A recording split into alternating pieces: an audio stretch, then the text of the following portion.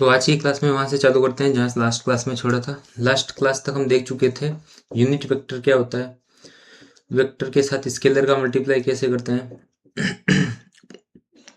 आज की क्लास में हम स्टार्ट करने वाले हैं रिजोल्यूशन ऑफ वेक्टर, मतलब वेक्टर के कंपोनेंट कैसे करते हैं। इसको अपन वैसे भी लिख सकते हैं क्या कि components of vector, components of vector. तो एक वेक्टर के कंपोनेंट कैसे करेंगे वो देखने वाले हैं अपन। यदि कोई वेक्टर, ये वेक्टर बना रखा है ए वेक्टर, एक्स एक्सिस के साथ थीटा एंगल बना रहा है, तो उसका एक्स एक्सिस में कंपोनेंट क्या होगा और वाई एक्सिस में कंपोनेंट क्या होगा उस वेक्टर का, ये देखने वाले हैं। तो ये वेक्टर हो गया अपना, ये वेक्टर हो गया। इसका एक्स वाला कंपोनेंट ये हो गया, एक्स वाला कंपोनेंट, एक्स एक्सिस की तरफ जो भी कंपोनेंट होगा उसको क्या बोलेंगे, एक्स वाला कंपोनेंट। और y वाला कंपोनेंट ये वाला बन जाएगा जो कि y एक्सिस के पैरेलल है। ये वाला कंपोनेंट क्या हो गया, y, एक सेकेंड, ये वाला कंपोनेंट जो ऊपर वाली डायरेक्शन में है वो क्या हो गया, y कंपोनेंट। ठीक है, मैं एक बार फिर से बना दे रहा हूँ, y कंपोनेंट, ये क्या हो गया अपना y कंपोनेंट। ये एंगल थीटा है। अगर मैं ट्रायंगल देखूँ ओ पी और Q, triangle O P Q में, in triangle O P Q, triangle O P Q में अगर बात करें अपन, मेरे को निकालना हो साइन थीटा, क्या निकालना हो साइन थीटा, और क्या निकालना हो कोस थीटा। साइन थीटा और कोस थीटा की वैल्यू निकाल सकते हैं अपन, पी बी पी परपेंडिकुलर अपन बेस ऐसे हाइपोटेनस, इनका रेशो लेके। तो साइन थीटा क्या होता है, P upon H perpendicular upon hypotenuse, P B P H H B वाली टेबल से। पी की वैल्यू, परपेंडिकुलर की वैल्यू क्या होगी, पी क्यू की जो लेंथ होगी वही तो परपेंडिकुलर की वैल्यू होगी। थीटा के सामने जो भी होता है उसको क्या बोलते हैं अपन, परपेंडिकुलर। तो परपेंडिकुलर क्या हो गया अपना पी क्यू अपॉन हाइपोटेन्यूज कितना है, ए वेक्टर, क्या है ए वेक्टर, ए वेक्टर। तो साइन थीटा की वैल्यू क्या आ गई यहाँ से, पी क्यू अपॉन ए वेक्टर। तो यहाँ से मैं पी क्यू की वैल्यू लिखना चाहूँ, पी क्यू वेक्टर की, पी क्यू वेक्टर की, तो क्या बन जाएगा A vector into sine theta, है ना। तो P Q is equal to क्या है अपने पास, ए साइन थीटा, और पी क्यू क्या है, ये वाई वाला कंपोनेंट ही तो है। ए वेक्टर का वाई कंपोनेंट क्या बन गया अपने पास, ए वेक्टर का वाई कंपोनेंट क्या बन गया अपने पास, ए इंटू साइन थीटा। तो ये वाई की जो लेंथ आ जाएगी ये मैग्नीट्यूड करना पड़ेगा क्योंकि अपन को लेंथ चाहिए। तो पी क्यू का मैग्नीट्यूड क्या हो जाएगा, magnitude of A into sine theta, A की लंबाई इंटू साइन थीटा कर देंगे। तो ए वाई क्या आ जाएगा, ए इंटू साइन थीटा, है ना। वैसे ही मेरे को अगर कोस थीटा निकालना हो, कोस थीटा, कोस थीटा क्या होता है, बेस अपॉन हाइपोटेनस। बेस की वैल्यू कितनी है, ये वाली लंबाई, ये वाली लंबाई कितनी है, ओ क्यू वेक्टर का मैग्नीट्यूड, ओ क्यू वाली लंबाई का मैग्नीट्यूड, मैग्नीट्यूड मतलब लंबाई, इंटू अरे अपॉन में हाइपोटेनस, अपॉन में हाइपोटेनस क्या है, ओपी मतलब ए वेक्टर, अपॉन में क्या है ए वेक्टर का मैग्नीट्यूड।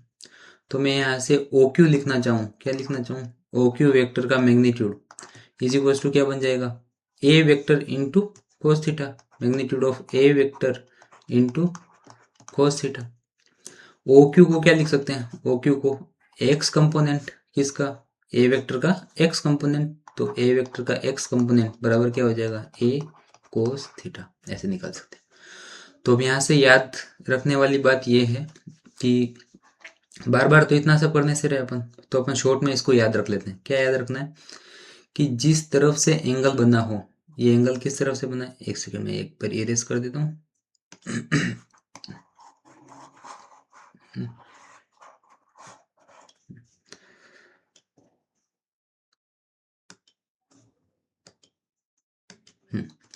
यहाँ से ये जो एंगल बना रखा है वो कहाँ से बना रखा है, एक्स एक्सिस से। कहाँ से बना रखा है, एक्स एक्सिस से। एक्स एक्सिस से ये वाला वेक्टर कितना एंगल बना रहा है, थीटा एंगल बना रहा है। जिस एक्सिस से अपन एंगल मेजर कर रहे हैं उस तरफ हमेशा कोस थीटा लिखेंगे। क्या करेंगे, कोस थीटा लिखेंगे। आगे बात समझ में, एक्स एक्सिस से एंगल नाप रहे हैं, एक्स एक्सिस से एंगल कितना है, थीटा है, इस वजह से एक्स वाला कंपोनेंट क्या हो जाएगा, ए कोस थीटा। ये याद रखना है शॉर्ट में। जिस तरफ थीटा ना हो उस तरफ क्या लिख देंगे, सीधा सीधा साइन थीटा। तो वाई कंपोनेंट क्या हो जाएगा, ए साइन थीटा। साइन थीटा क्यों, क्योंकि थीटा वाई वाली डायरेक्शन में नहीं है, थीटा क्योंकि एक्स वाली डायरेक्शन में है, इसलिए अपन क्या लिख रहे हैं, ए कोस थीटा। एक और एग्जांपल लेके देख लेते हैं। जैसे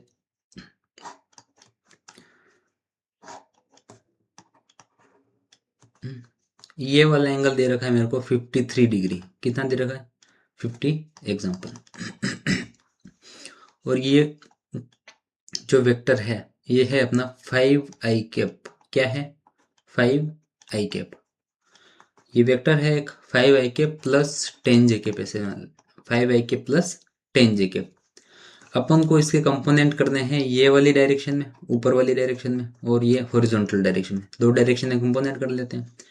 इसको मैं लिख रहा हूँ ए वेक्टर। क्या लिख रहा हूँ, ए वेक्टर का वाई कंपोनेंट, हॉरिजॉन्टल वर्टिकल है इसलिए वाई लिख दिया। इसको लिख रहा हूँ मैं एक्स कंपोनेंट, ठीक है। तो यहाँ से ए वाई की वैल्यू क्या होगी, अगर मेरे को लिखनी हो तो बताया था, जिस तरफ थीटा हो, क्योंकि ये वाई वाली डायरेक्शन से अपन थीटा मेजर कर रहे हैं। क्या कर रहे हैं, वाई वाली डायरेक्शन से थीटा मेजर कर रहे हैं, तो वाई वाली डायरेक्शन के साथ क्या आएगा, कोस थीटा। क्या आएगा, कोस थीटा। आई बात समझ में। अब ए की वैल्यू मतलब मैग्नीट्यूड ऑफ ए, मतलब ए x square plus A Y square का रूट। मैग्नीट्यूड ऑफ ए का क्या मतलब है, A x square plus A Y square का रूट इंटू कोस थीटा करना पड़ेगा, हाँ है ना। तो रूट के अंदर कितना आ जाएगा, ए एक्स की वैल्यू 5, ए वाई की वैल्यू 10। तो ए एक्स का स्क्वायर 5 का square plus A Y square 10 का स्क्वायर, है ना, into cos theta. Cos theta की वैल्यू कितनी होगी, याद करो टेबल, जब theta is equal to 53 degree हो, जब थीटा इज इक्वल टू कितना हो 53 डिग्री हो, तो टेबल में लिखवाया था, याद करो कितना होता है, cos theta is equal to कितना होगा 3/5, कितना होगा 3/5। तो यहाँ पे कोस थीटा की जगह लिख देंगे 3/5। इसको सॉल्व कर लेंगे, रूट के अंदर कितना आ जाएगा, ये रूट के अंदर 125, 5 का स्क्वायर 25 प्लस 10 का स्क्वायर 100, 100 और 25 125 इंटू 3/5, हाँ है ना। 125 को ऐसे लिख सकते हैं 25 × 5, 125 को क्या लिख सकते हैं 25 × 5, वो भी 125 हो जाएगा। ऐसा क्यों लिख रहे हैं, 5 × 25 क्यों लिख रहे हैं, ताकि ये जो बाद वाला 25 है इसको मैं है ना क्या कर सकूं, स्क्वायर से अपन इसको बाहर ला सकें। स्क्वायर से अपन इसको बाहर ला सकें, इसलिए इसको 25 × 5 लिख दिया, इंटू कोस थीटा की वैल्यू कितनी है 3/5। इसको यहाँ पे आगे सॉल्व करके लिख रहे हैं, तो 5√5 बन जाएगा। जब 25 स्क्वायर रूट के बाहर निकलेगा, जब 25 स्क्वायर रूट के बाहर निकलेगा तो क्या बन जाएगा ये 5, और रूट के अंदर 5 तो बचा हुआ ही है, तो 5 × √5 हो गया, और कोस थीटा की वैल्यू 3/5 थी, 5 से 5 कैंसल आउट हो जाएगा। तो ये जो वर्टिकल वाली डायरेक्शन वाला कंपोनेंट होगा ए वेक्टर का, वो कितना आ जाएगा 3√5। वैसे ही तुम हॉरिजॉन्टल वाली डायरेक्शन का कंपोनेंट लिख सकते हो, उसमें क्या लिखना पड़ेगा, ए साइन थीटा। क्या लिखना पड़ेगा, ए साइन थीटा। क्यों, हमेशा ये याद नहीं रखना है, क्या याद नहीं रखना है कि हमेशा एक्स वाला कंपोनेंट ए कोस थीटा होगा, ऐसा याद नहीं रखना है। क्या याद रखना है कि जिस तरफ थीटा हो, उसी तरफ अपन क्या ले लेंगे, कोस थीटा।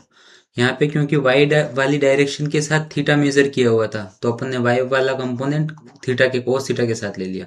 वैसे अगर मेरे को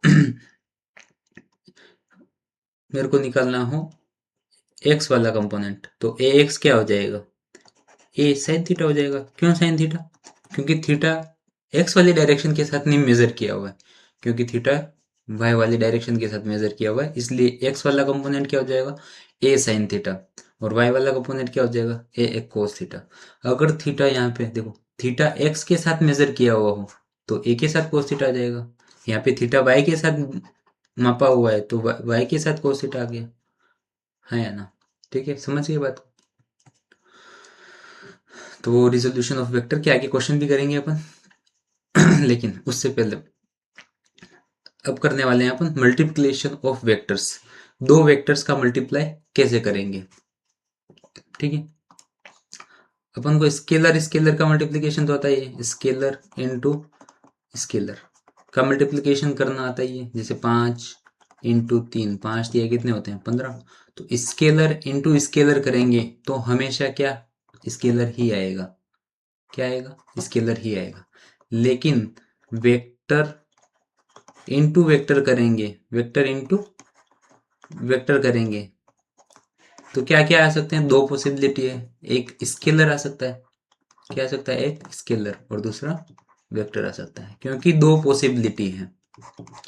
तो इसलिए इसके वेक्टर के प्रोडक्ट मल्टीप्लिकेशन भी दो प्रकार से होते हैं, एक स्केलर प्रोडक्ट और दूसरा होता है, दूसरा लिख देता हूं मैं, और द क्रॉस प्रोडक्ट या फिर the vector product, vector vector product. तो इनके वेक्टर का मल्टीप्लिकेशन वेक्टर से करने के दो तरीके हैं। हमको किसकी जरूरत है, अगर स्केलर की जरूरत है तो स्केलर वाला हम प्रोडक्ट करेंगे, अगर वेक्टर की नीड है तो वेक्टर वाला प्रोडक्ट करेंगे। सबसे पहले बात करें अपन स्केलर प्रोडक्ट के, तो स्केलर प्रोडक्ट नाम से ही क्लियर है। यदि दो वेक्टर का मल्टीप्लिकेशन करने पर, दो वेक्टर का गुणा करने पर अगर मेरे को स्केलर मिले तो उसको स्केलर प्रोडक्ट बोलेंगे, हाँ या ना। और अगर वेक्टर मिले तो वेक्टर प्रोडक्ट बोलेंगे। तो स्केलर प्रोडक्ट बात तो पता पड़ गई कि दो वेक्टर का मल्टीप्लिकेशन करने पे स्केलर मिल जाए तो स्केलर प्रोडक्ट कहलाएगा। लेकिन करते कैसे हैं, सीधा मैं एग्जांपल लेके देख लेते हैं अपने ना एक बार। जैसे A vector is equal to I cap plus J cap minus K cap, ये ए वेक्टर लिख रखा है, ये बी वेक्टर लिख रखा है। B vector is equal to 2 I cap minus 2 J cap plus K cap, ये लिख रखा है। ठीक है, दो वेक्टर है मेरे को क्या करना है, इन दोनों का स्केलर प्रोडक्ट करना है। तो स्केलर प्रोडक्ट को ऐसे लिखा जाता है A vector dot B vector, A vector dot B vector, क्योंकि डॉट लगाया है बीच में इसी वजह से इसको डॉट प्रोडक्ट भी बोलते हैं। क्या बोलते हैं इसको, डॉट प्रोडक्ट। आई बात समझ में, A vector dot B vector, ये निकालते कैसे हैं हम, ऐसे A X into B X plus, ये डेफिनेशन है इसकी, ऐसे निकालते हैं इसको, ये याद रखना है ना। A Y into B Y plus A Z into B Z. तो क्या करना है, ए का एक्स कंपोनेंट का मल्टीप्लिकेशन बी के एक्स कंपोनेंट के साथ, मतलब आई कैप के आगे कुछ भी नहीं है, मतलब कितना है यहाँ पे एक। तो एक का गुणा करना है दो से, ए का एक्स कंपोनेंट बी का एक्स कंपोनेंट, ठीक है।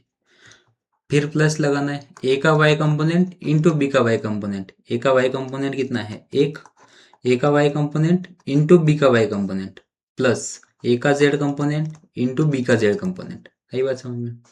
तो मिल के दे रहा हूँ, सबसे पहले ए एक्स की वैल्यू कितनी है 1, बी एक्स की वैल्यू कितनी है 2, फिर ये प्लस का साइन, ठीक है, प्लस का साइन लगा दिया। ए वाई की वैल्यू कितनी है, जे कैप के आगे कुछ नहीं था मतलब एक था। बी वाई की वैल्यू कितनी है माइनस का 2, कितनी है माइनस का 2। ये याद रखना है, साइन के साथ लिखना है, A Y A X B Y B Z जितने भी कंपोनेंट है अपन को साइन के साथ लिखना है। ए जेड की वैल्यू कितनी है, देखो के कैप के आगे कुछ भी नहीं है मतलब 1 है, लेकिन नेगेटिव भी है, तो ए जेड की वैल्यू कितनी हो जाएगी माइनस का 1 इंटू बी जेड की वैल्यू के कैप के आगे कुछ भी नहीं है मतलब 1 है, और प्लस है तो प्लस का ही लिख लेंगे, 1 इंटू 2 2, 1 इंटू 2 माइनस का 2, 1 इंटू माइनस 2 कितना हो जाएगा माइनस का 2, फिर माइनस 1 इंटू 1 माइनस का 1 बन जाएगा। ये 2 में से 2 ये तो कैंसिल आउट हो जाएगा, बच जाएगा कितना माइनस का 1।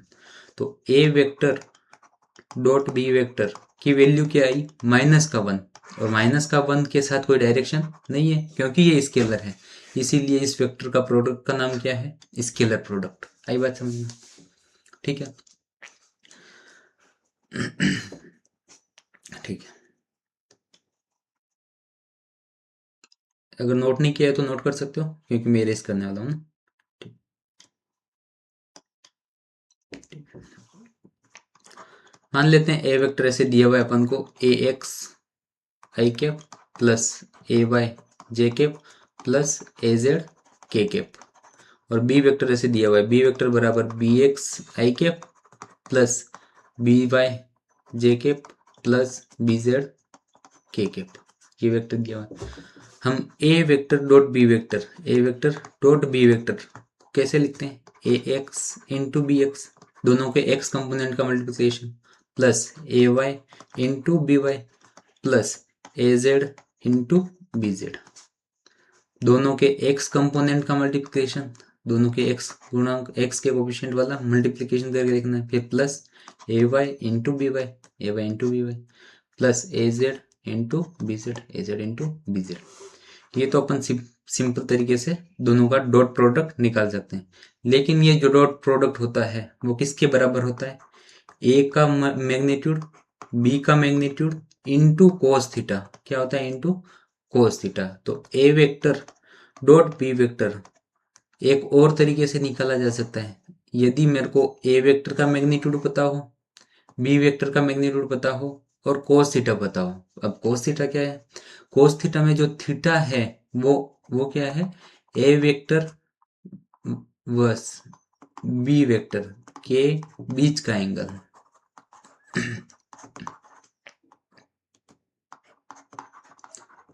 जहां थीटा क्या है, ए वेक्टर और बी वेक्टर के बीच का एंगल। जैसे समझ में नहीं आया होगा, एक एग्जांपल ले लेते हैं। एक एग्जांपल ले लिया, ये ए वेक्टर है, ये बी वेक्टर है, ये दोनों के बीच में एंगल दे रखा है 30 डिग्री। ये ए वेक्टर का मैग्नीट्यूड दे रखा है, मान लेते हैं 5 दे रखा है। बी वेक्टर का मैग्नीट्यूड दे रखा है, मान लेते हैं 3 दे रखा है। ठीक है, मेरे को निकालना है find A vector dot B vector, A vector dot B vector निकालना है, ऐसे बोला है। तो कैसे निकालेंगे, A vector dot B vector is equal to क्या होता है, magnitude of A magnitude of B into cos theta, है ना। अब मैग्नीट्यूड ऑफ ए तो सीधा सीधा 5 दे रखा है, मैग्नीट्यूड ऑफ बी सीधा सीधा कितना दे रखा है, 3 दे रखा है, into cos theta. Cos theta में थीटा क्या था, याद करो, ए वेक्टर और बी वेक्टर के बीच का एंगल, ए वेक्टर और बी वेक्टर के बीच का एंगल कितना दे रखा है, 30 डिग्री। तो मैं थीटा की जगह क्या लिख दूंगा, 30 डिग्री। तो यहाँ से क्या बनेगा, 5 इंटू 3 इंटू कोस 30 की वैल्यू कितनी है, कितनी होती है, √3/2। तो ये अपना आंसर हो जाएगा 15 √3/2। तो ऐसे निकाल सकते हैं अपन ए वेक्टर डॉट बी वेक्टर। तरीका ध्यान में रखना है बस। अगर मेरे को वेक्टर ये वाली फॉर्म में दे रखे हो, आई cap J cap K cap वाली फॉर्म में, तो ये वाला फॉर्मूला लगा देंगे, ए वेक्टर डॉट बी वेक्टर बराबर ए X B X plus A Y B Y plus A Z B Z. लेकिन मेरे को मैग्नीट्यूड वाली फॉर्म में दे रखा हो, मेरे को वेक्टर नहीं दे रखे हो, पूरे पूरे वेक्टर ना दे के मैग्नीट्यूड दे रखा हो, तो कौन सा फॉर्मूला लगाएंगे, A vector dot B vector बराबर क्या होगा, magnitude of A magnitude of B into cos theta. तुम एक छोटा सा एग्जांपल ट्राई कर सकते हो, चलो एक बार मैं करवा देता हूँ, एक और मैं करवा देता हूँ, फिर तुमको ट्राई करने के लिए देंगे क्वेश्चन। ठीक है, ए वेक्टर दे रखा है, ए वेक्टर बराबर आई कैप, चलो आई cap plus J cap plus K cap, ये ए वेक्टर दे रखा है, ये बी वेक्टर दे रखा है, 2i cap plus 2j cap plus 2k cap, ये बी वेक्टर दे रखा है। अपन को क्या निकालना है अपन को, कि find angle between A vector and B vector, A vector और बी वेक्टर के बीच में क्या निकालना है अपन को, एंगल निकालना है। अब जब भी एंगल की बात हो तो अपन ने अभी तक क्या पढ़ा है, अभी तक क्या पढ़ा है, एक ही ऐसा फॉर्मूला पढ़ा है जिसके अंदर थीटा आ रहा हो, जिसके अंदर क्या आ रहा हो, थीटा आ रहा हो। और वो क्या फॉर्मूला है, A vector dot B vector बराबर magnitude of A magnitude of B into cos theta, यही तो था।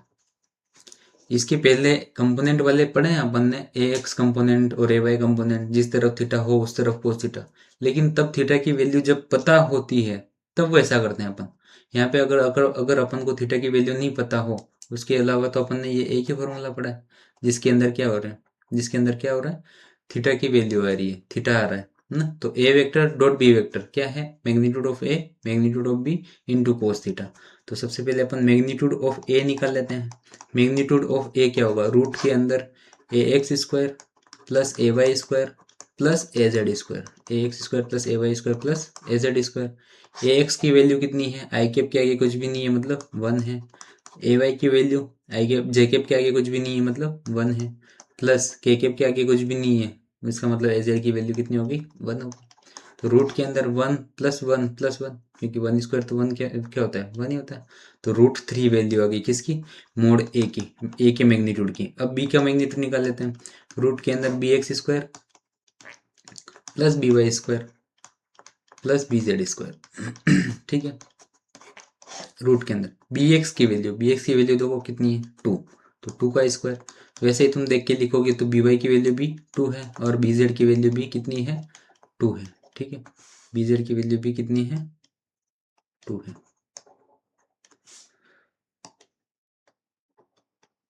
ठीक है, बी जेड की वैल्यू भी कितनी है, 2 है। तो 2 का स्क्वायर 4, 4 और 4, 4 4 8 और 4 12, रूट के अंदर 12 है। तो यहाँ से मैं इसको 12 को कैसे लिख सकता है, 4 × 3। 4 × 3 क्यों लिखा, क्योंकि 4 का मेरे को स्क्वायर रूट पता है कितना होता है, 2 होता है। तो ये क्या बन जाएगा, 4 जब स्क्वायर से मतलब रूट से बाहर निकलेगा तो क्या बन जाएगा, 2, और अंदर √3 वैसे के वैसे रहेगा। तो मोड ए की वैल्यू √3, मोड बी की वैल्यू 2√3, ये दो वैल्यू मेरे को मिल गई। अब मैं सिंपल वाले तरीके से A vector dot B vector is equal to क्या होता है, सिंपल वाले तरीके से क्या निकाल लेता हूँ मैं एक बार, ए vector dot B vector. A vector dot B vector कैसे निकालेंगे, A vector dot B vector कैसे निकालते हैं, याद करो, ए X B X plus A Y B Y plus A Z B Z. तो A X B X plus A Y B Y plus A Z into B Z. ठीक है, A X की value कितनी है, 1, ए Y की value 1, ए Z की value 1, B x की value 2, B Y की वैल्यू 2, बी जेड की वैल्यू 2। तो ए एक्स की वैल्यू 1 रखूंगा इंटू बी एक्स की वैल्यू 2 रखूंगा प्लस ए वाई की वैल्यू 1 रखूंगा इंटू बी वाई की वैल्यू 2 रखूंगा प्लस ए जेड की वैल्यू 1 रखूंगा इंटू बी जेड की वैल्यू 2 रख दूंगा। तो बताओ कितना बन जाएगा ये, 2 तो 4 और 2 6। तो A vector dot B vector की वैल्यू मेरे को मिल गई कितनी, 6। ठीक है, अब सीधा सीधा कौन सा फॉर्मूला लगाएंगे, जिसके अंदर कोस थीटा आ रहा है, जिसके अंदर कोस थीटा आ रहा है। देखो मैंने ए वेक्टर डॉट बी वेक्टर क्यों निकाला, ए वेक्टर क्यों निकाला, बी वेक्टर का मैग्नीट्यूड क्यों निकाला, ये तीन चीज क्यों निकाली, क्योंकि मैं ये तीन चीज इनको देख के निकाल सकता था।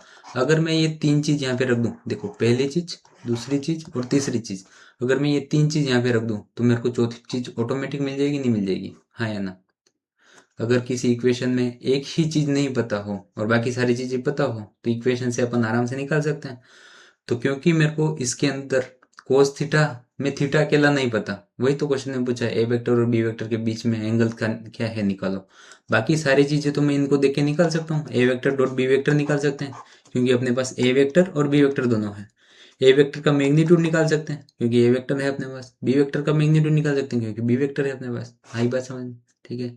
तो अब सीधा सीधा फॉर्मूला लगा देते हैं, A vector dot B vector बराबर magnitude of A magnitude of B into into cos theta. ठीक है, A vector dot B vector, A vector dot B vector की वैल्यू कितनी है, बताओ कितनी है, 6, ये रही 6 बराबर ए का मैग्नीट्यूड ए का मैग्नीट्यूड कितना है, √3 इंटू बी का मैग्नीट्यूड कितना है, 2√3 इंटू कोस थीटा, है ना।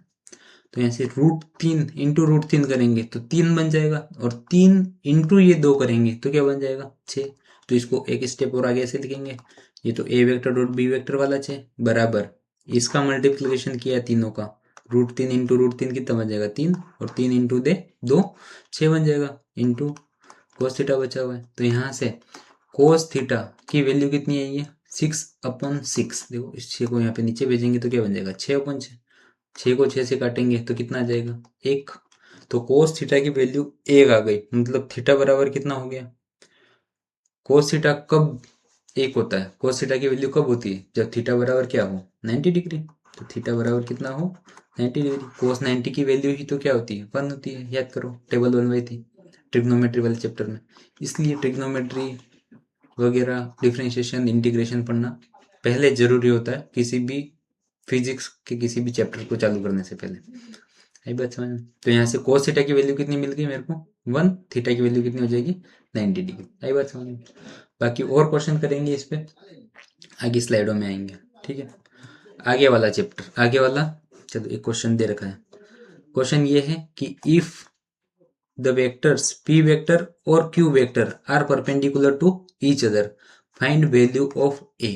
देखो a वेक्टर और b वेक्टर दोनों एक दूसरे के क्या है, परपेंडिकुलर है, मतलब a वेक्टर और b वेक्टर के बीच में एंगल कितना है, 90 डिग्री।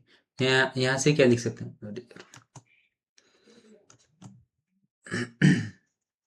ए वेक्टर और बी वेक्टर के बीच में एंगल कितना है, 90 डिग्री, मतलब थीटा की वैल्यू क्या हो गई, 90 डिग्री, हाँ है ना।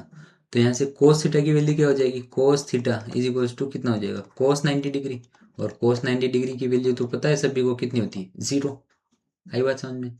अब मैं फॉर्मूला लगा रहा हूँ क्या, कि A vector dot B vector बराबर क्या होता है, ए वेक्टर का मैग्नीट्यूड बी वेक्टर का मैग्नीट्यूड इनटू कोस थीटा। और कोस थीटा में जब कोस थीटा की वैल्यू 0 रखूंगा तो ये पूरा 0 बन जाएगा, हाँ है ना। तो ये पूरा क्या हो जाएगा, 0। क्यों, क्योंकि कोस थीटा की वैल्यू कितनी है, 0।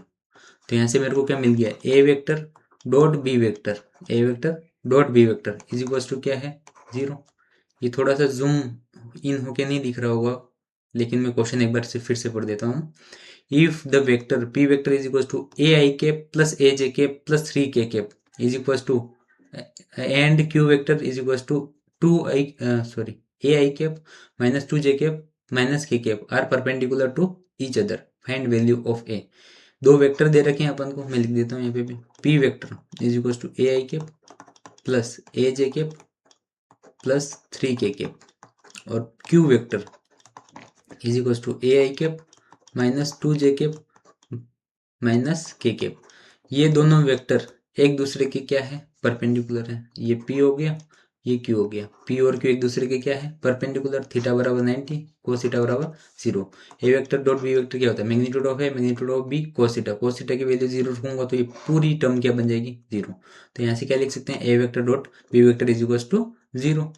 और A vector dot B vector होता क्या है, अपन ऐसे भी तो निकाल सकते हैं, ए X B X plus A Y B Y plus A Z B Z. ठीक है, ए एक्स की वैल्यू यहाँ से देख के लिखी, ए एक्स की वैल्यू कितनी है, ए, और ए वाई की, ए एक्स और बी एक्स की वैल्यू भी कितनी है, ए। तो A X into B x करेंगे तो क्या बन जाएगा, ए स्क्वायर प्लस ए वाई की वैल्यू कितनी है, देखो ए वाई की वैल्यू कितनी है, ए, और बी वाई की वैल्यू कितनी है, माइनस का 2, कितनी है, माइनस का 2, प्लस ए जेड की वैल्यू कितनी है, 3, ए जेड की वैल्यू कितनी है, 3, और बी जेड की वैल्यू कितनी है, माइनस का 1, माइनस का 1। ठीक है, ये किसके बराबर है, 0 के बराबर। तो यहाँ से A square minus 2a minus 3, A square minus 2a minus 3 is equal to क्या है, 0 है। अब ये क्वाड्रेटिक इक्वेशन है, क्या है, क्वाड्रेटिक इक्वेशन। क्वाड्रेटिक इक्वेशन के सॉल्यूशन क्या होते हैं, ये भी बताया था, अल्फा कोमा बीटा कैसे निकालते हैं, X is equal to minus B plus minus root B square minus 4ac upon 2 है। तो इसीलिए ये क्वाड्रेटिक इक्वेशन ट्रिग्नोमेट्री पढ़ना बहुत ज़रूरी हो जाता है किसी भी चैप्टर से पहले, क्योंकि एक चैप्टर अगले चैप्टर में काम आएगा, दूसरा फिर तीसरा जब चैप्टर पढ़ेंगे तो पहला और दूसरा चैप्टर दोनों काम आएंगे, चौथा चैप्टर जब पढ़ेंगे तो पहला दूसरा तीसरा तीनों के कंसेप्ट काम आएंगे चौथे वाले चैप्टर में, इसलिए।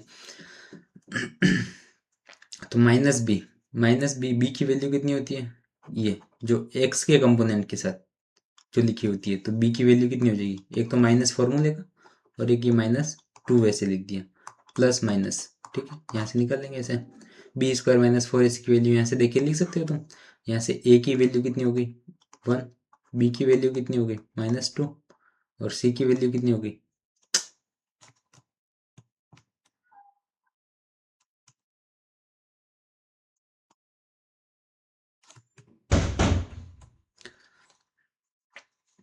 सी की वैल्यू कितनी हो जाएगी, माइनस का, सी इज इक्वल टू माइनस का 3। तो ये तीनों वैल्यू ए बी सी की इस फॉर्मूले में पुट करके अपन ए अल्फा और बीटा की वैल्यू निकाल सकते हैं। तो यहाँ से अपन को ए की कितनी वैल्यू मिलेगी, 2 वैल्यू मिलेगी। आई बात समझ में, ठीक है। अगला क्वेश्चन, नेक्स्ट ये करते हैं अपन बाद में, पहले ये कर लेते हैं। फाइंड एंगल बिटवीन ये वेक्टर एंड ये वेक्टर। दो वेक्टर दे रखे हैं अपने पास, A vector is equal to 3i cap plus 4j cap और B vector is equal to 12i cap plus 5k पे। अब मेरे को A vector dot B vector मतलब ए वेक्टर और बी वेक्टर के बीच में क्या करना है, एंगल निकालना है। तो क्या करेंगे बताया था, जब भी एंगल की बात हो तो अपन को सीधा सीधा जाना है A vector dot B vector पे। ए वेक्टर डॉट बी वेक्टर होता क्या है, A X B X plus A Y B Y plus A Z B Z, ये होता है। और क्या होता है, और ये होता है magnitude of A magnitude of B into cos theta. ठीक है, मेरे को क्या क्या चाहिएगा, मैग्नीट्यूड ऑफ बी और मैग्नीट्यूड ऑफ ए, दोनों की वैल्यू पता होगी तो कोस थीटा की वैल्यू निकाल सकते हैं, है ना। ये दोनों अननोन नहीं हो, ये अकेला अननोन हो तभी तो निकाल सकते हैं। अब मेरे को वैल्यू चाहिए कि किसकी, मैग्नीट्यूड ऑफ ए, तो वो अपन यहाँ से देख के निकाल लेते हैं। मोड ए क्या होगा, रूट के अंदर ए x square plus A Y square, A x square plus A Y square, हाँ या ना। ए एक्स की वैल्यू कितनी है, ऊपर देखो देखो ये ए एक्स की वैल्यू कितनी है 3 प्लस ए वाई की वैल्यू कितनी है 4, तो ये 4 का स्क्वायर बन जाएगा। 3 का स्क्वायर 9 प्लस 4 का स्क्वायर 16, 16 और 9 25, रूट के अंदर कितना आएगा 25, रूट के अंदर 25 किसके बराबर होता है, 5 के बराबर। जैसे ही मोड बी या फिर मैग्नीट्यूड ऑफ बी मेरे को निकालना हो तो क्या करेंगे, B X square plus B Y square क्या बन जाएगा, ये रूट के अंदर बी एक्स की वैल्यू 12 उसका स्क्वायर प्लस बी वाई की वैल्यू 5 उसका स्क्वायर, आया ना। 12 का स्क्वायर 144 प्लस 5 का स्क्वायर 25, इन दोनों को जोड़ेंगे तो 169 बन जाएगा, और 169 13 का स्क्वायर होता है। ठीक है, मोड ए की वैल्यू मिल गई मेरे को, मोड बी की वैल्यू मिल गई। अब ए डॉट बी निकाल सकते हैं, मोड ए की वैल्यू मिल गई, मोड बी की वैल्यू मिल गई। अब ये वाली अगर वैल्यू पता पड़ जाए तो इक्वेशन दोनों को इक्वेट करके अपन क्या निकाल सकते हैं, कोस थीटा निकाल सकते हैं, हाँ या ना।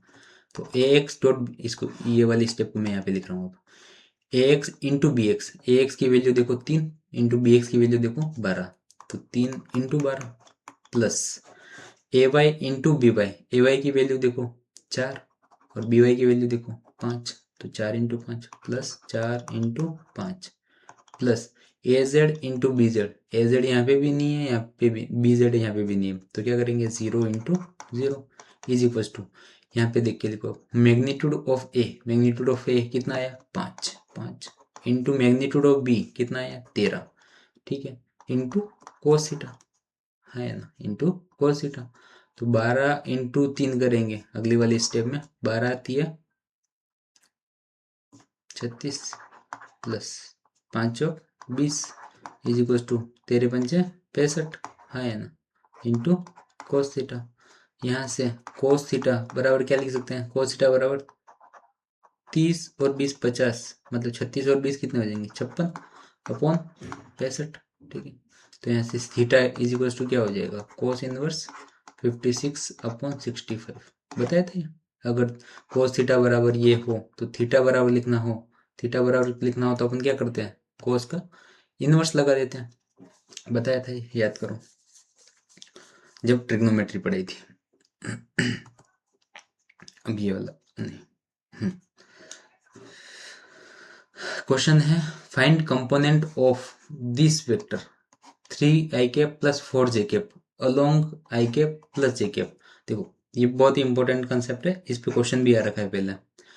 तो यदि एक वेक्टर, ये वेक्टर है, ये दूसरा वेक्टर है, इसका कंपोनेंट मेरे को इस वेक्टर के अलोंग निकालना हो, है ना, ए वेक्टर का कंपोनेंट बी वेक्टर के अलोंग निकालना हो, ए वेक्टर का कंपोनेंट इस तरफ इसको ब्रेक करना हो, तो कैसे करेंगे, ए वेक्टर और बी वेक्टर के बीच का एंगल अगर मेरे को बताओ, या फिर सीधा सीधा फॉर्मूला याद रखो, क्योंकि सोल्व करने के बाद जो रिजल्ट आने वाला है उसके बाद भी तुम क्या करोगे, उसके बाद भी तो यही करोगे, हाँ या ना, फॉर्मूला याद रखोगे। तो component component of A vector along B vector, A vector का बी वेक्टर के अलोंग कंपोनेंट कैसे निकलते हैं, कैसे निकलते हैं, A vector dot B vector ये करना है, और अपॉन में बी वेक्टर का मैग्नीट्यूड कर देना है, क्या कर देना है, A vector dot B vector upon magnitude of B. इससे अपन क्या निकाल सकते हैं, component of A vector along B vector, आई बात समझ में, ठीक है।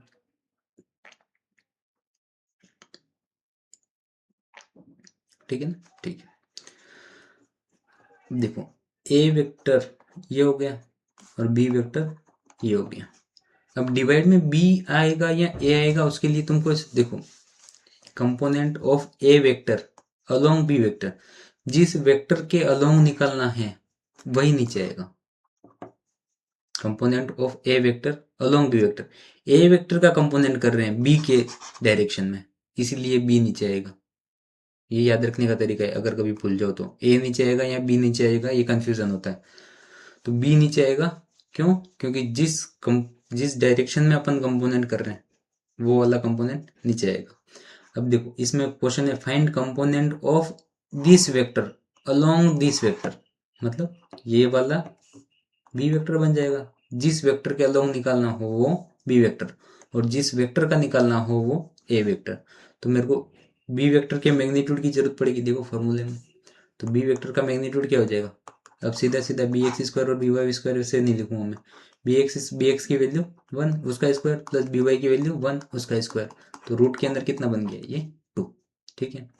एक और चीज की रिक्वायरमेंट है मेरे को, ए वेक्टर और dot B vector. A vector dot B vector की जरूरत है, A vector dot B vector. तो A vector dot B vector क्या होगा? A X into B x, A X की वैल्यू 3, बी एक्स की वैल्यू 1, तो 3 इंटू 1 प्लस ए वाई की वैल्यू 4, बी वाई की वैल्यू 1, 4 इंटू 1। ठीक है, तो 3 प्लस 4, 3 इंटू 1 3 प्लस 4 इंटू 1 4। तो A vector dot B vector की वैल्यू क्या होगी? 7। अब मेरे को निकालना है क्या? Component of A vector along B vector. Component of A vector along B vector क्या होता है? A vector dot B vector upon magnitude of B. A vector dot B vector की वैल्यू लिख दी मैंने 7 अपॉन मैग्नीट्यूड ऑफ बी की value लिख दी मैंने √2। तो component of A vector along B vector कितना है? 7√2। आई बात समझ में? ठीक है, ये फॉर्मूला याद रखना है कि किसी भी वेक्टर का कंपोनेंट दूसरे वेक्टर के अलोंग निकालना हो तो कैसे निकालेंगे? A vector dot B vector upon magnitude of B. ठीक है, दो चीजें पढ़ी आज के चैप्टर में, तीन चीजें पढ़ी। क्या पढ़ी? एक तो वेक्टर के रिजोल्यूशन, वेक्टर का रिजोल्यूशन। अगर एक वेक्टर एक्स एक्सिस के साथ थीटा एंगल बना रहा हो तो उसका कंपोनेंट एक्स एक्सिस के अलोंग क्या होगा? ए कोस थीटा। और वाई एक्सिस के अलोंग कंपोनेंट क्या होगा? ए साइन थीटा। ये पहली चीज पढ़ी। जिस तरफ थीटा हो उस तरफ कोस थीटा, जिस तरफ थीटा नहीं हो उस तरफ साइन थीटा। ए कोस थीटा किस तरफ आएगा? जिस जिस तरफ अपन को क्या दिया हो? थीटा एंगल दिया हो। दूसरी चीज क्या पढ़ी? दूसरी चीज ये पढ़ी कि स्केलर प्रोडक्ट कैसे करते हैं। स्केलर प्रोडक्ट कैसे करते हैं? A vector dot B vector का फॉर्मूला क्या होता है? A X B X plus A Y B Y plus A Z B Z. और दूसरा फॉर्मूला क्या होता है? Magnitude of A magnitude of B into cos theta. ये ए डॉट के बी के दो फॉर्मूले हो गए। तीसरी चीज क्या पढ़ी अपन ने? कि एक वेक्टर का कंपोनेंट दूसरे वेक्टर के अलोंग लेना हो, मतलब ए वेक्टर का कंपोनेंट मेरे को बी वेक्टर के अलोंग लेना हो तो कैसे लेंगे? A dot B upon magnitude of B, A dot B upon magnitude of B. ये तीन चीजें पढ़ी आज।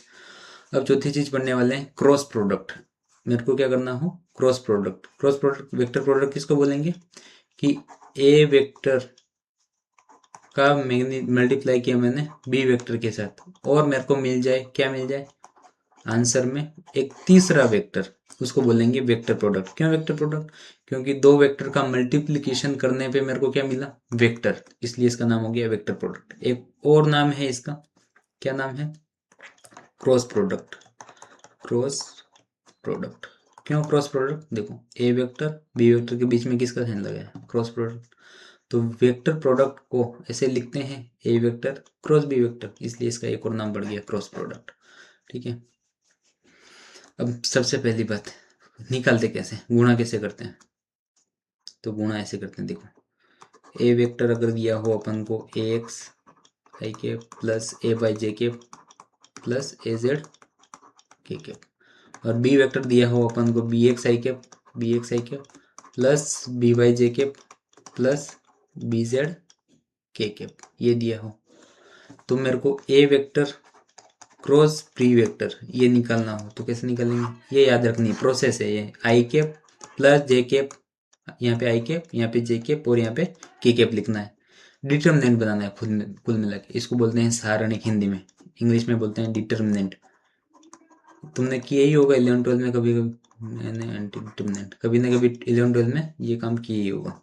ए वेक्टर क्योंकि पहले लिखा हुआ है तो यहाँ पे पहले A X A Y A Z ऐसे लिखेंगे। अगर बी वेक्टर पहले लिखा हो तो B X B Y B Z लिख देते हैं इनकी जगह।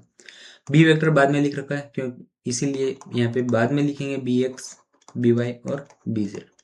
ये बन गया अपना डिटर्मिनेंट। अब इसको सोल्व कैसे करना है, सबसे इम्पोर्टेंट क्या करना है, सोल्व कैसे करना है। तो सबसे पहले मैं आई कैप लिखूंगा। क्या लिखूंगा, आई कैप।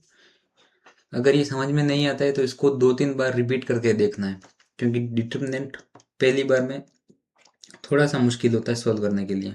ठीक है, ये मैंने आई कैप लिखा पहले, तो आई कैप वाली रो को मिटा के और आई कैप वाले कॉलम को, आई कैप वाली रो को और आई कैप वाली कॉलम को मिटाने के बाद क्या लिखूंगा मैं, A Y into B Z. क्या करेंगे, A Y into B Z minus A Y into B Z कर दिया, A Y into B Z minus B Y into A Z minus B Y into A Z, ये लिख दिया। आई बात समझ में। फिर जे कैप लिखना है मेरे को। क्या करना है, जे कैप लिखना है। फिर जे कैप, जैसे ही जे कैप लिखा, जैसे ही जे कैप लिखा क्या करूँगा मैं, जे कैप वाली रो और जे कैप वाले कॉलम को हटा दूंगा। जे कैप वाली रो और जे कैप वाले कॉलम को हटा देंगे। कैसे हटाएंगे, देखो, जैसे ही जे कैप लिखा, जे कैप वाली रो और जे कैप वाले कॉलम को हटा देना है। अब मल्टीप्लाई किसका करना है, A X into B Z. किसका करना है, A X into B Z minus, देखो, A X into B Z minus B X into A Z minus B X into A Z बन जाएगा, है ना। फिर लिखना है मेरे को के कैप। क्या करना है, के कैप लिखना है।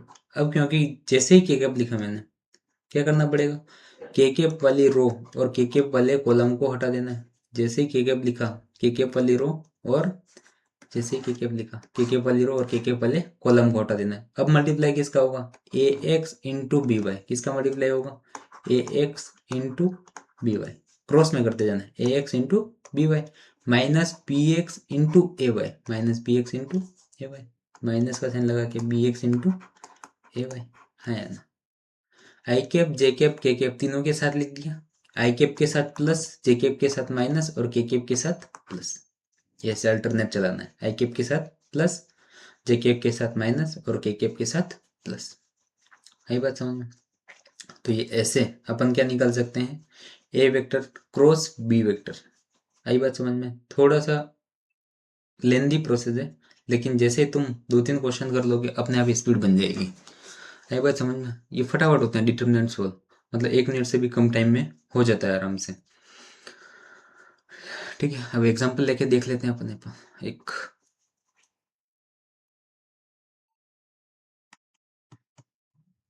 चलो ठीक है, अब ये 2 वेक्टर दिए हुए हैं अपन को और इन्हीं का क्रॉस प्रोडक्ट करना है अपन को। अगर ये नहीं लिखा है तो नोट कर सकते हो, क्योंकि ये मिटाने वाला हूँ। ठीक है, अब 2 वेक्टर दिए हुए हैं अपने पास। अभी के लिए ये क्वेश्चन बोल जाओ ना, find angle between A and B. अब 2 वेक्टर दे रखे हैं अपने पास और इन दोनों का क्वेश्चन ये है, find A vector cross B vector. A vector cross B vector निकालना हो। है बात समझ में।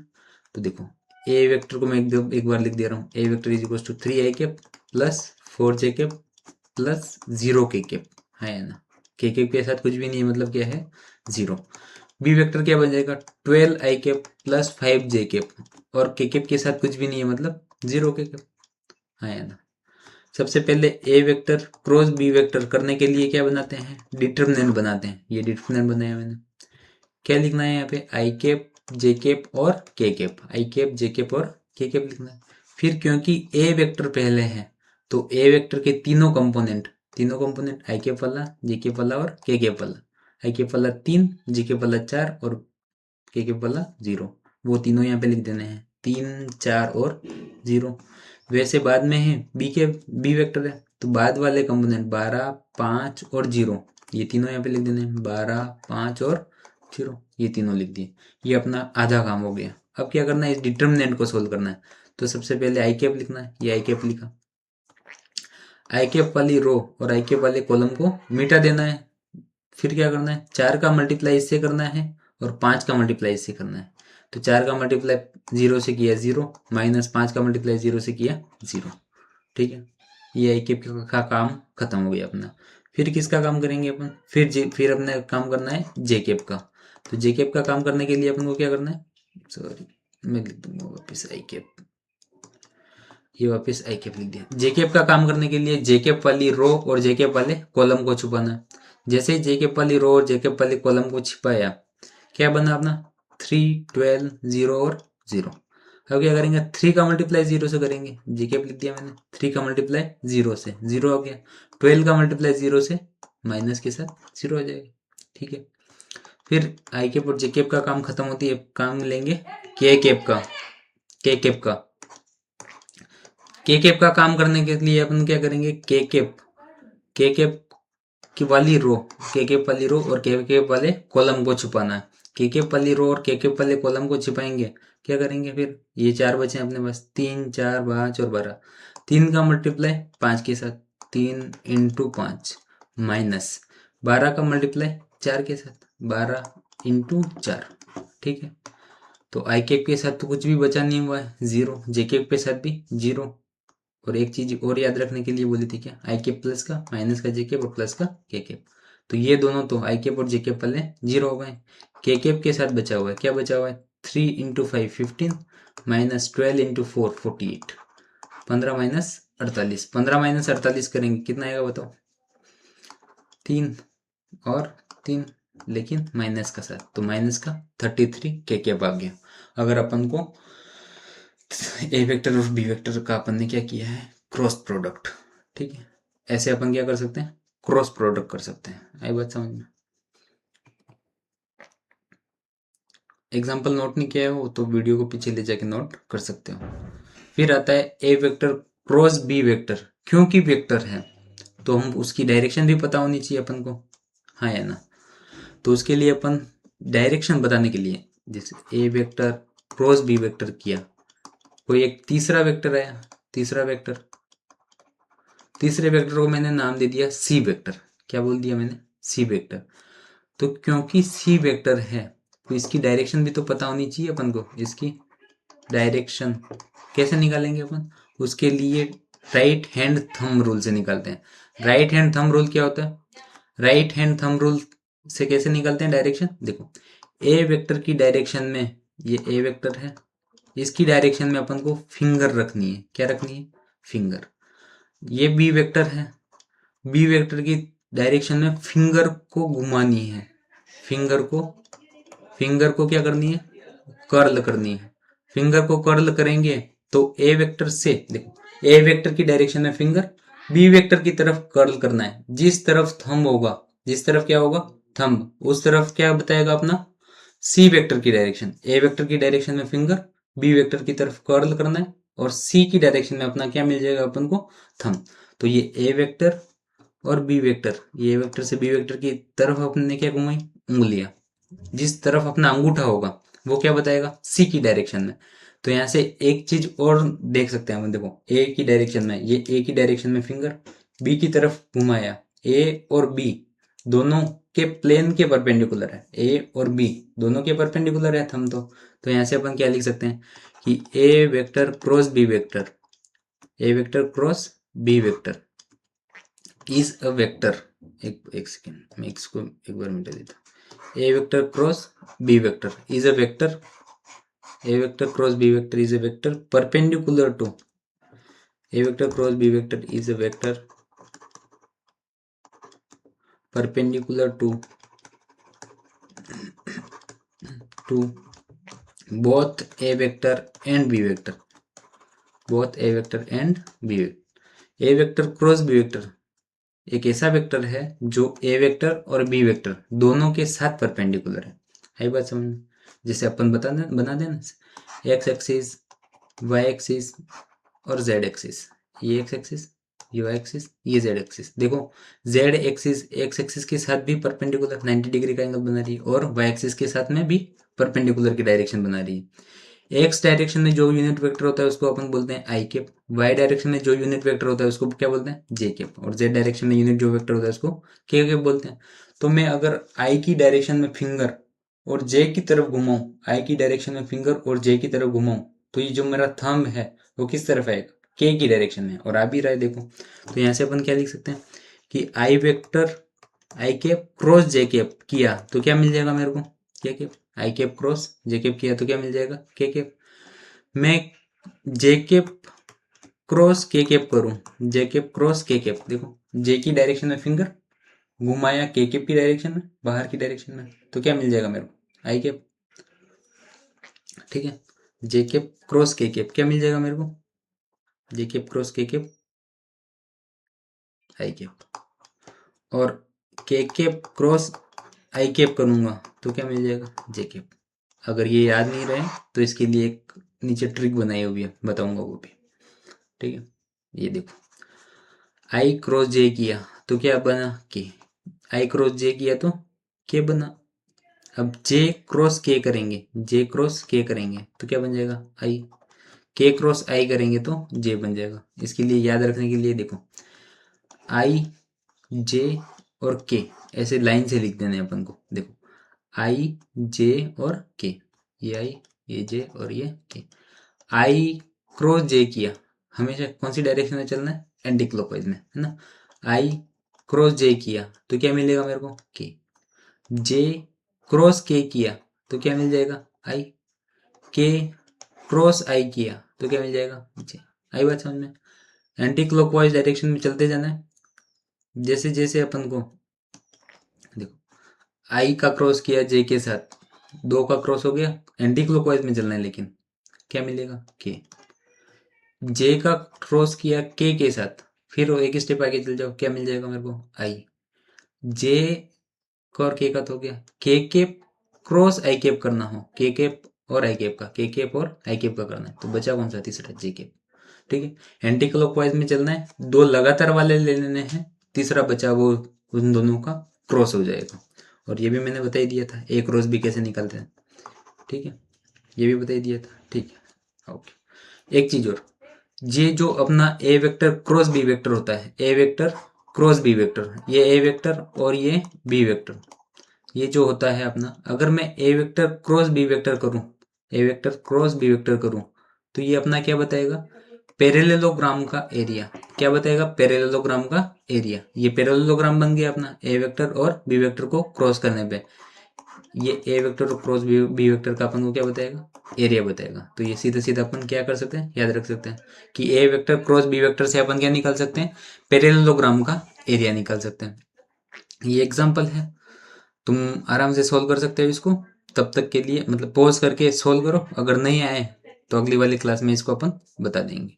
ठीक है, तब तक के लिए धन्यवाद। नेक्स्ट वाली क्लास में हम करने वाले हैं प्रीवियस ईयर क्वेश्चन 12-13 जितने भी आए हैं, और इस चैप्टर को नेक्स्ट वाली क्लास में खत्म करेंगे। धन्यवाद।